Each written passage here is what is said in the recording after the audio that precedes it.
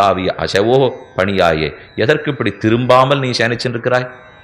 கிடந்த நாள் கிடந்தாய், எத்தனை காலம் கிடத்தி உன் திருவுடம் வசைய, எவ்வளவு காலம் இப்படியே சயனிச்சுன்னு போற, துடி ஒரு கழிச்சு படிக்கூடாதா?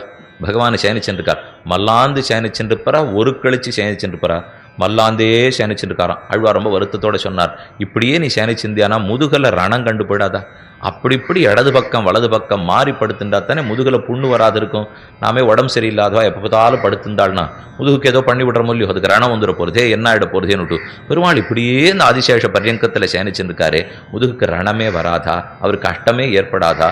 அப்படி இப்படி நீ மடிஞ்சு படுத்தக்கூடாதா? திருப்பாணாழ்வார் திருவரங்கநாதனை போய் சேவித்தார். அவங்ககிட்ட பிரார்த்திக்கிறார், அரவின் அனமிஷ மேய மாயனார் செய்யவாய் ஐயோ என்னை சிந்த கவர்ந்ததுவே.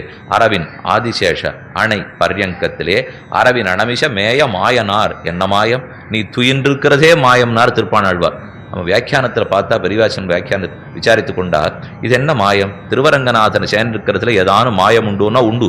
அவர் மல்லாந்து படுத்துருக்காரா, ஒரு கழிச்சு பறித்திருக்காரான்னு யாருக்கும் சொல்ல முடியாதான். அதனால தான் திருப்பாணாழ்வார் என்ன மாயம்னு பாடினார். இதை ஒரு உபன்யாசகர் சொல்லியிருந்தார். கேட்டுருந்தவாளுக்கு இது ரொம்ப பிடிக்கல. அது என்ன சுவாமி பெரிய கட்டம்? பார்த்தா அவர் என்ன நேரம் இருக்காரா, ஒரு கழிச்சிருக்காரா தெரியுது.